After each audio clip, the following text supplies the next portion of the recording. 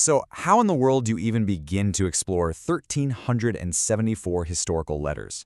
I mean, imagine you're standing in front of this giant treasure chest, but instead of gold, it's filled with paper, letters that are like 250 years old. Where do you even start? It seems impossible, right? Well, you start with the map. You always start with the map. For any great treasure hunt, you need a guide, something that tells you what you're even looking at, where the good stuff is hidden. And for our little historical adventure today, our map comes straight from the archives at Columbia University. Today, we're unboxing one of the most incredible collections from America's founding era, the personal papers of a man named Gouverneur Morris, and we're going to use the archivist's own map to see what's inside. So here's our plan. First, we're going to learn how to read this map, then we'll meet the guy who wrote all this stuff.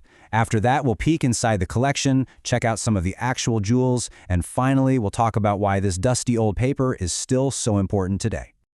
Okay, Section 1, a map to history. Before we dive into the treasure, we've got to understand the tool that organizes the whole shebang. And that tool has a name. It's called a finding aid. Think of it as the ultimate cheat sheet created by the archivists themselves. It doesn't just list what's in the boxes. It gives you all the crucial context, who the key people were, what was happening at the time. For us, this document is literally the key that unlocks everything. And right away, the finding aid gives us a sense of the massive scale we're dealing with. We're talking almost 1,400 items, spanning nearly 50 years of a super revolutionary period. And, hey, since Morris was a diplomat, it's not all in English. There's a whole lot of French in here, too. All right, so who was this man at the center of this huge paper trail?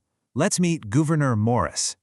Now, his name might not be as famous as some of the other founders, but I guarantee you know his work.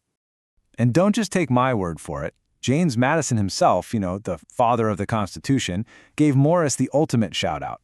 He said Morris was the one who gave the final, polished style to the United States Constitution. Just let that sink in for a second. Those famous, world-changing words that kick off the entire Constitution, the words that set the entire tone for American democracy, yeah, that was him. They came straight from his pen. And maybe his single most important edit was changing the opening line.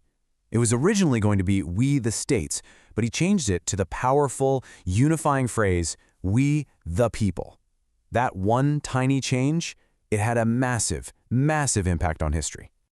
And get this, his influence wasn't just in politics. He helped design the U.S. currency system. And in the process, he literally invented the word cent.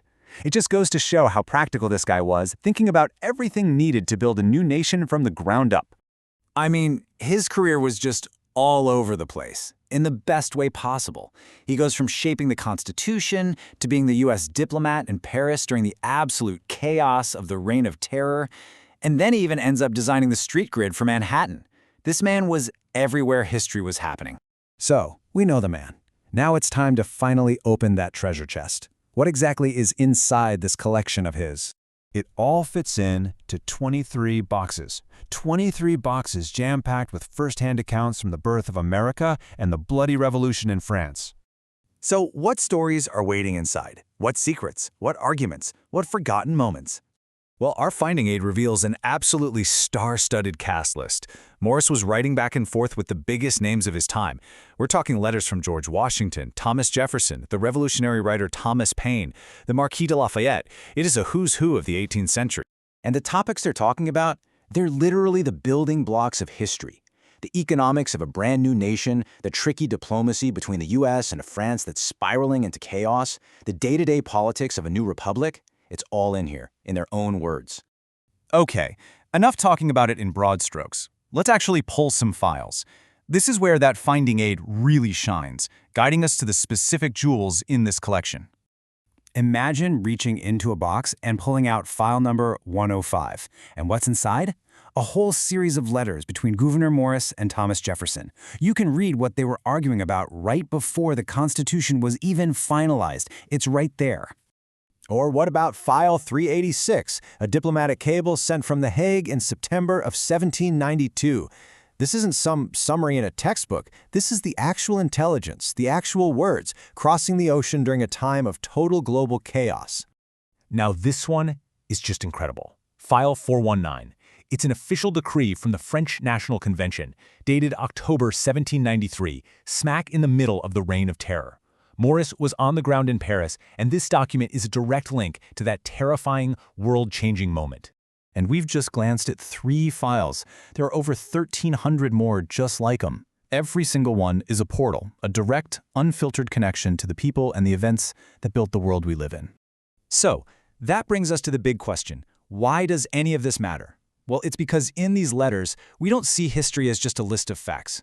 We see it as a series of real, messy, human arguments. We see Morris struggling with the right words for democracy, Jefferson debating from across the ocean. These papers let us hear the past in its own voice. So I'll leave you with this thought.